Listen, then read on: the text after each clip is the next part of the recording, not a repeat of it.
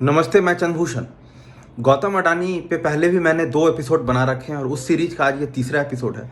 इस एपिसोड में आज हम बात करेंगे कि जैसे-जैसे गौतम अडानी का राइज हुआ और मीन्स जिस हिसाब से उनका संपत्ति बढ़ता चला गया, उस पे कुछ मीडिया रिपोर्टिंग होनी चाहिए थी, लेकिन उस हिसाब से उनकी मीडिया रिपोर्टिंग हुई नहीं। क्योंकि एक व्यक्ति जिसका कि 2003-4 में जिसके कंपनी का कुल टर्नओवर 400 करोड़ था और वो 2022 सितंबर में आते-आते 142 बिलियन डॉलर का टर्नओवर हो गया। साल 2021 में गौतम अडानी के पर दिन का कमाई 1612 करोड़ रुपया पर डे था। जिस देश का प्रति व्यक्ति आय 1,60,000 रुपया है साल का, उस देश में कोई व्यक्ति हर दिन 1612 करोड़ रुपया कमा रहा है। वो भी 2013 तक 13 सितंबर में उनका प्रॉपर्टी कुल गौतम अडानी का 1.8 बिलियन डॉलर था। 2014 में नरेंद्र मोदी के प्रधानमंत्री बनने से जस्ट पहले मई में वो बढ़ के लगभग 6.8 बिलियन डॉलर के आसपास पहुंच गया। कोविड से भी पहले वो 10 बिलियन डॉलर के आसपास था, उससे थोड़ा कम, और वो अचानक से 2022 सितंबर आते आते 142 बिलियन डॉलर हो गया। मतलब इतनी बड़ी संपत्ति। आप समझिए पूरे के पूरे जो गुजरात है, गुजरात का जो जीडीपी है वो है 19.5 लाख करोड़ और इनका था गौतम अडानी का 20 लाख करोड़। पूरा उत्तर प्रदेश जहाँ पे भारत के 25 करोड़ लोग रहते हैं लगभग, उसकी पूरी अर्थव्यवस्था 220 बिलियन डॉलर और गौतम अडानी का कुल जो था मीन्स उनका जो कुल प्रॉपर्टी था वो था 142 बिलियन डॉलर। माने कहने का मतलब कि एक आदमी के पास इतनी अकूत संपत्ति कहाँ से आ गई।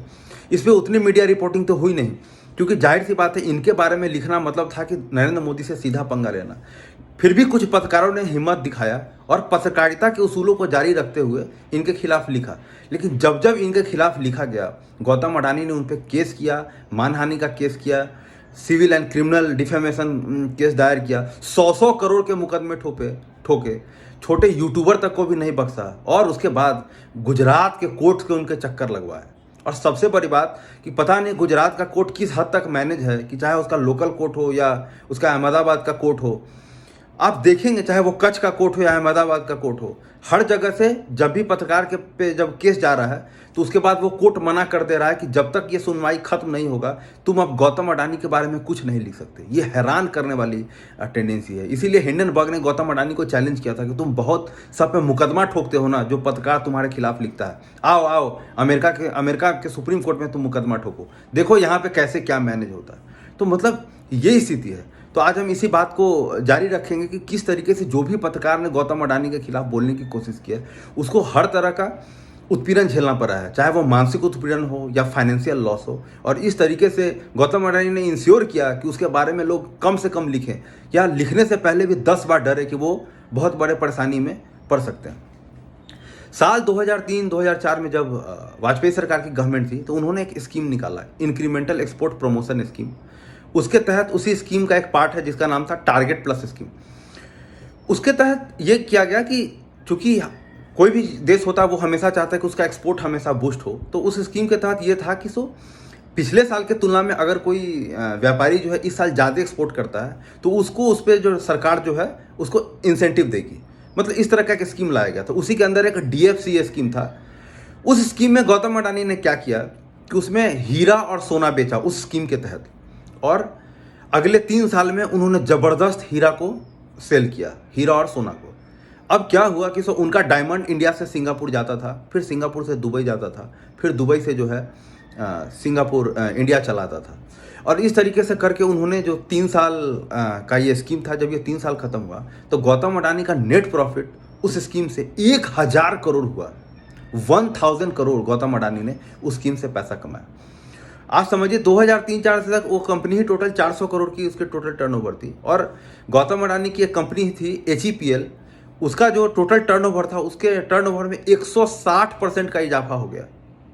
उनका एक और कंपनी था ACPL, उसमें जो है लगभग 150% का इजाफा हो गया। उनकी एक और कंपनी में उसका जो एक्सपोर्ट टर्नओवर था उसमें लगभग 11 गुना इजाफा हो गया। क्योंकि किसी बिजनेसमैन की इतने सारे कंपनीज में इतना इजाफा हो जाए तो जो DRI है, डायरेक्टरेट ऑफ रिवेन्यू इंटेलिजेंस, जो कि रिवेन्यू के मामले में खुफिया जांच करते हैं, उसको शक हुआ कि यार ये इस आदमी ने गड़बड़ी तो किया नहीं। क्योंकि हैरानी की यह बात है कि जैसे ही उस 3 साल में गौतम अडानी ये दिखाते रहे कि मार्केट में डायमंड का बहुत ज़्यादा माने डिमांड हो गया है, इसलिए वो इतना सारा कंपनी इतना सारा सेलिंग कर पा रहा है। और जैसे ही वो स्कीम का टाइम खत्म हुआ 3 साल बाद, अचानक से फिर गौतम अडानी का सेल में 33% का गिरावट आ गया। तो फिर डीआरआई ने ये सोचा कि कहीं ये व्यक्ति स्कीम का फ़ायदा उठाने के लिए नाजायज़ काम तो नहीं कर रहा था। और जब जांच किया तो उन्होंने 2007 में शोकेस नोटिस भेज दिया इसको, गौतम अडानी को। और डीआरआई ने यह आरोप लगाया कि तुमने भारत में अपने 5 कंपनी बना रखे हो और तुमने विदेश में 45 सेल कंपनी बना रखे हो, और तुम इसी 50 कंपनी से अपने ही एक कंपनी के थ्रू डायमंड को दूसरे कंपनी को बेचते हो, फिर तुम्हारा ही दूसरा कंपनी तीसरा कंपनी को बेचता है, वो चौथा कंपनी को बेचता है, और वो भारत में फिर जो है आ जाता है। इस तरीके से करके तुम रियल में सामान बेच नहीं रहे, तुम रियल में सामान को हेरा फेरी करके एक जगह से दूसरे जगह पे माने ये चोरी मारी करके तुम इस तरीके से पैसा कमाए, और तुमने 1000 करोड़ रुपया भारत सरकार के, भारत के टैक्स पेयर्स का, हमारा और आपका पैसा का चूना लगाया। तो 2007 में इसने डीआरआई ने इनको शोकेस नोटिस भेजा। लेकिन सब कुछ तब बदल गया जब नरेंद्र मोदी की सरकार सत्ता में आई। आप जानते हैं कि नरेंद्र मोदी गौतम अडानी के ही प्लेन से दिल्ली पहुंचे थे। आप उनका कॉन्फिडेंस देखिए, एक व्यापारी के प्राइवेट प्लेन में पहुंच के वो दिल्ली आए थे। उसके बाद उनका वो भी फोटो राहुल गांधी ने पार्लियामेंट में डाला था कि किस तरीके से गौतम अडानी जहाज में बैठे हैं और बगल में मोदी बैठे हैं, कि उनका याराना कितना पुराना है। 2015 में क्या हुआ कि इसका जो ट्रिब्यूनल जांच कर रहा था, सेस्टैट ट्रिब्यूनल, उसने गौतम अडानी को सारे आरोपों से बरी कर दिया कि ना ही तुमने वो 45 सेल कंपनी विदेश में खोले, ना ही तुम 5 कंपनी चलाए, तुमने ये हीरा का इतना बड़ा हेरा फेरी करके तुम ही हीरा बेच रहे थे, तुम ही हीरा खरीद रहे थे, फिर तुम ही हीरा मंगवा रहे थे, हर कुछ से उसको मुक्त कर दिया। आप देखिए भारत के में से कितना बड़ा दुख का बात है कि ये सरकारी अफसर लोग जब नौकरी करते हैं तो 10 तरह का बात करते हैं कि ये कर देंगे, सोसाइटी में ये ठीक कर देंगे, बाद में जाके पॉलिटिकल प्रेशर में और अपनी नौकरी बचाने के लिए मीन्स वो कितने नंगे हो जाते हैं, आप ये देखिए। उसके बाद क्या हुआ कि डीआरआई ने, लेकिन डायरेक्टरेट ऑफ रिवेन्यू इंटेलिजेंस ने हिम्मत दिखाते हुए सुप्रीम कोर्ट में ये मामला ले गए और उन्होंने ये अपना पिटीशन फाइल किया। लेकिन 2016 में सुप्रीम कोर्ट ने भी इस मामले को रफा दफा कर दिया। इसके बाद जो नेचुरल काम क्या होना था कि जो ministry of commerce and industry था, जिसका कि वो स्कीम था इंक्रीमेंटल एक्सपोर्ट प्रमोशन स्कीम, उसको रिव्यू पिटीशन डालना था कि आपने इस व्यापारी को कैसे छोड़ दिया। इस व्यापारी ने इतना गोलमोल किया है, इसने 1000 करोड़ का चूना लगा दिया है, आपने इसे कैसे छोड़ दिया। लेकिन मिनिस्ट्री ऑफ कॉमर्स ने कोई रिव्यू पिटीशन नहीं डाला। ये हम आप समझ सकते हैं कि कोई भी कॉमर्स मिनिस्ट्री कैसे नरेंद्र मोदी से सीधा पंगा ले सकता है। इसी खबर को रिपोर्ट जो है ईपीडब्ल्यू मैगजीन में, economic and political weekly magazine में प्रंजय गुहा ठाकुरता ने डाला, और इन्होंने इसी पे लिखा कि क्यों कॉमर्स मिनिस्ट्री को जो है ये नहीं करना चाहिए, मतलब कॉमर्स मिनिस्ट्री को जो है इस पे क्यों नहीं रिव्यू पिटीशन डालना चाहिए।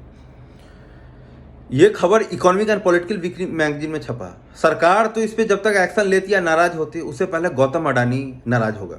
गौतम अडानी ने ईपीडब्ल्यू मैगजीन को फ़ोन किया और उसको धमकाया कि तुम जो है ये आर्टिकल हटाओ, नहीं तो हम तुम पे एक्शन लेंगे। ईपीडब्ल्यू मैगजीन ने तुरंत जो है अपने मीन्स बोर्ड मेंबर की मीटिंग बैठाई, और वहाँ पे जो है उन्होंने प्रंजय गुहा ठाकुरता जो कि एडिटर थे ईपीडब्ल्यू मैगजीन के, उनको बोला कि आप ये आर्टिकल हटाइए। लेकिन प्रंजय ने ये करने से साफ साफ मना कर दिया, और इस तरीके से प्रंजय गुहा ठाकुरता को अपना नौकरी गंवानी पड़ी ईपीडब्ल्यू मैगजीन से, और ईपीडब्ल्यू मैगजीन ने वहाँ से इसको हटा दिया। लेकिन द वायर ने ईपीडब्ल्यू मैगजीन के ही परमिशन से ये इस खबर को छापा था कि कैसे जो है 1000 करोड़ का चूना गौतम अडानी ने लगाया, और ministry of commerce and industry ने रिव्यू पिटीशन भी सुप्रीम कोर्ट में नहीं डाला।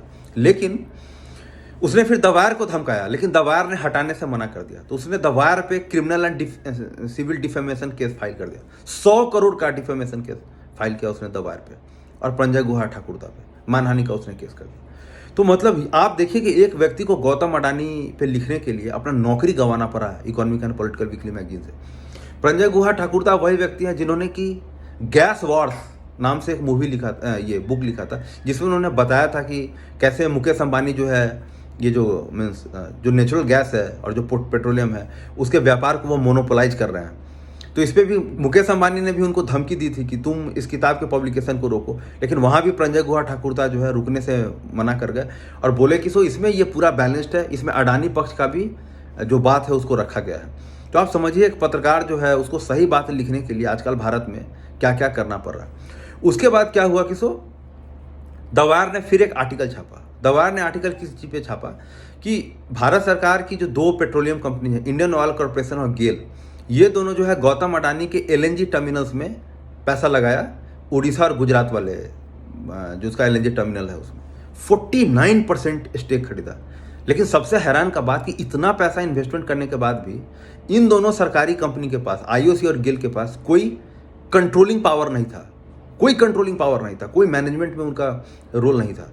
तो इसी बात पे द वायर ने छापा कि आखिर भारत सरकार की इस दो कंपनीज को उस चीज़ में एक ऐसे जगह में क्यों पैसा लगाना जहाँ से कि एक तो मुनाफा आना है कि नहीं आना ये भी पता नहीं, प्लस कोई कंट्रोलिंग पावर नहीं है। अगर ये पैसा रहता तो ये सरकारी कंपनी किसी दूसरे चीज़ में इन्वेस्ट कर चुकी होती, नहीं तो इस तरीके से क्या होगा कि इनका तो पूरा बैलेंस शीट गड़बड़ा जाएगा। इस पे द वायर ने छापा, वापस से गौतम अडानी गुस्सा हो गया और वापस से उन्होंने जो है द वायर पे मुकदमा ठोक दिया। और जनरली वो मुकदमा कहाँ करते हैं? गुजरात में, ताकि जितने भी पत्रकार हैं उनको बार बार गुजरात का चक्कर लगाना पड़े, हवाई जहाज प्लेन का खर्चा ट्रेन का खर्चा उठाना पड़े, वकील का खर्चा उठाना पड़े। गौतम अडानी के पास सब सिस्टम है। मुझे जहाँ तक मालूम है कि गौतम अडानी के पास जो है 150 वकील का ग्रुप है, तो उसके और वो बार बार जो है गुजरात से जो है लोग का चक्कर लगवाते रहता है। इसी तरीके से न्यूज़ क्लिक ने एक रिपोर्ट छापा था, और आप हम सबको सुनने की जरूरत है कि हम लोग जो क्लास में पढ़ते हैं, जो यूपीएससी की तैयारी में पढ़ाया जाता है, वो कितना बोगस पढ़ाई पढ़ाया जाता है। कि द न्यूज़ क्लिक ने ये चीज़ छापा कि किस तरीके से सुप्रीम कोर्ट का एक जज, जो कि अब रिटायर्ड हो गया है, जस्टिस अरुण मिश्रा, उसने एक साल में 7 केस उसके पास आए, अरुण मिश्रा के पास, और उसने 7 केस गौतम अडानी के फेवर में दे दिया। और जो उनका आखिरी जजमेंट था, जो कि उनके रिटायर होने से शायद 2 या 3 दिन पहले था, उस पर उन्होंने 8,000 करोड़ का गिफ्ट दे दिया गौतम अडानी को। वो कैसे था कि गौतम अडानी ने कोयला बेचा राजस्थान की जो बिजली बनाने वाली कंपनी है उसको, और उसी का वो मामला चल रहा था। उसमें ये भी शक है कि गौतम अडानी जो ये दिखाते हैं कि हम कोयला विदेश से मंगाए हैं, इंडोनेशिया से मंगाए हैं, वो ऐसा तो नहीं कि देश के ही माइन से, छत्तीसगढ़ से ही माइन से कोयला निकाल के वो ये तो नहीं दिखाते हैं कि हम विदेश से लाए हैं। आप समझ रहे हैं, माल देसी, अब दिखाना है कि माल विदेशी। तो ये सब तरह का शक है इस पर।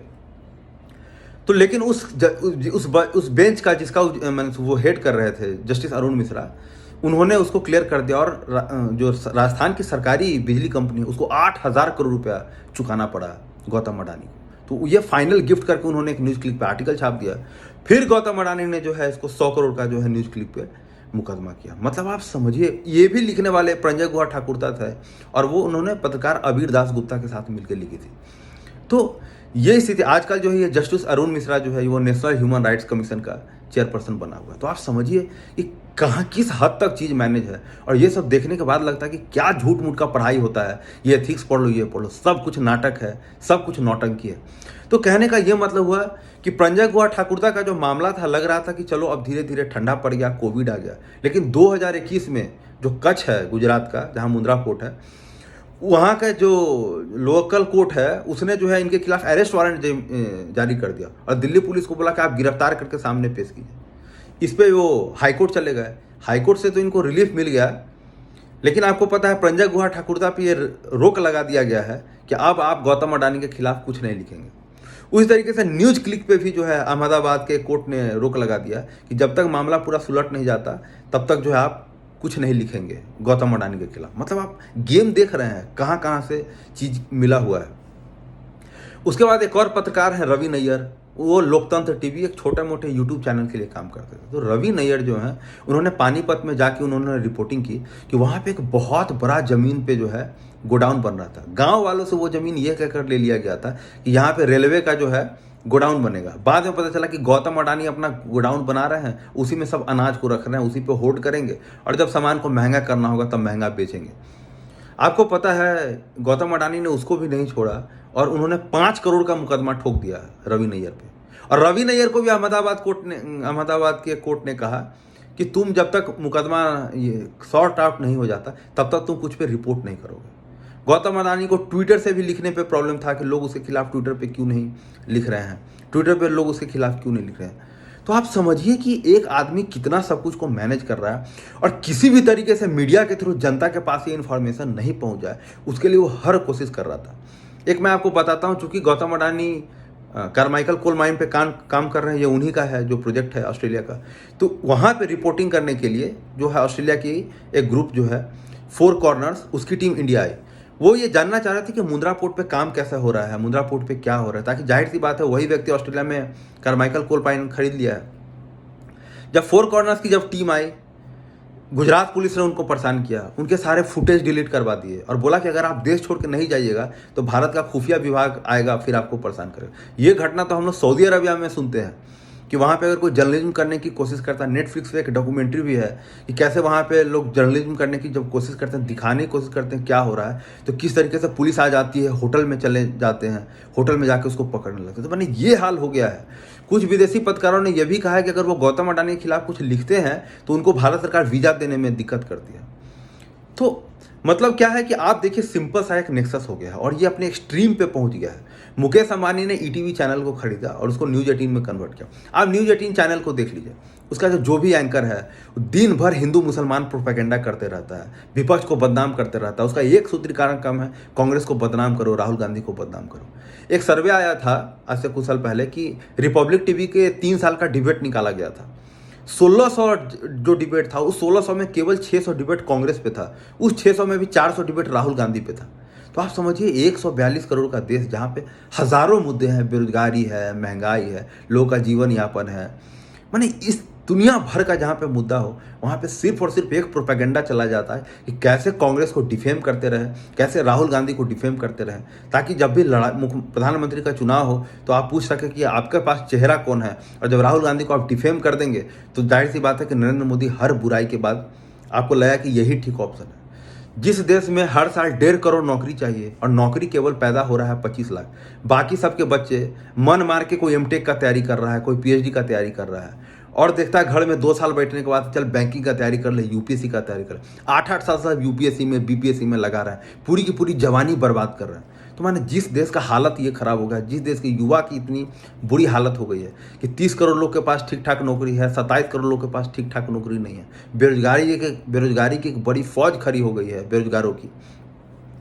उस देश में इस तरह के जो मीडिया कर्मी हैं, इस तरह के लोग हैं, चाहे गौतम अडानी हो, चाहे मुकेश अंबानी हो, ये लोग कुछ नहीं करते। ये लोग मीडिया चैनल खरीदते हैं, फिर दिन भर सरकार का गुणगान करते हैं, नरेंद्र मोदी का भोपू बनते हैं और वहाँ पे सरकार जो है इनको हर तरह का रूल रेगुलेशन में तोड़ मरोड़ के इनको टेंडर देता है। ये अपना टेंडर लेते हैं, ये अपने हवाई जहाज़ से उड़ते हैं, बड़े बड़े घर खरीदते हैं और हम आपकी ज़िंदगी जो है वो 5-5 हज़ार 10-10 हज़ार के लिए भी जो है सबको सोचना पड़ता है, जो कॉमन आदमी है उनको। गौतम अडानी ने एनडीटीवी को खरीद लिया, एक इतना अच्छा खासा चैनल, उसको पूरा का पूरा बर्बाद करके छोड़ दिया। खुद मुझसे एनडीटीवी के एक पत्रकार ने कहा है कि अब वहाँ पे काम करना बहुत मुश्किल हो गया है, बहुत कुछ सोच समझ के बोलना पड़ता है। उस तरीके से उसने ब्लूमबर्ग क्विंट को खरीद लिया, जो भी थोड़ा सरकार का कोई क्रिटिकल माना जाता था। तो कहने का क्या मतलब है कि चाहे मुकेश अंबानी हो या गौतम अडानी, ये लोग न्यूज़ चैनल खरीदते हैं, सरकार का भोपू बन के जो है सरकार को खुश करते हैं और दूसरे चैनल को लोग इतना पैसा देते हैं कि अगर वो भी चाहता है कि इसके खिलाफ कुछ बोलें, जैसे कि रामदेव पतंजलि वाला, जैसे ही उसके खिलाफ कोई कुछ बोलता था, एक बार रामदेव ने एबीपी जो है सरकार से कुछ सवाल पूछा तो रामदेव ने भी अपना ऐड खींच लिया। तो अब देखिए कैसे सरकार के साथ ये सब व्यापारी सब मिला हुआ है कि हम तुमको पैसा दे रहे हैं और मेरे खिलाफ एक भी न्यूज़ चलाओगे तो हम जो है तुमसे पैसा नहीं देंगे तुमको और तुमको चैनल चलाने में दिक्कत होगा। उस तरीके से जी न्यूज़ ने जब मुंद्रा पोर्ट पे जब ये किया था तो गौतम अडानी ने उसको भी लपेट लिया था कि मुंद्रा पोर्ट पे तुमने कैसे दिखा दिया कि ड्रग्स जो है सीज हुआ है। तो आप समझ लीजिए वो तो गोदी मीडिया को भी नहीं छोड़ता है। तो आप कहने का यही मतलब है मेरा कि लोगों को बहुत ज़रूरत है जागरूक बनने का, युवाओं को ज़रूरत है जागरूक बनने का, जवाहरलाल नेहरू को पढ़ने का, भगत सिंह को पढ़ने का, महात्मा गांधी को पढ़ने का। और अब जरूरी आ गया है कि देश को इस क्रोनी कैपिटलिज्म जो अपने एक्सट्रीम पे पहुंच गया उसे निजात दिलाया जाए, ताकि हमारा देश ऐसे ही लोकतंत्र के रूप में फलता फूलता रहे, हिंदू मुसलमान सिख ईसाई के बीच भाईचारा बना रहे और हम आगे तरक्की करें, आगे बढ़ते रहें। उम्मीद है आपको ये वीडियो पसंद आया होगा। शुक्रिया।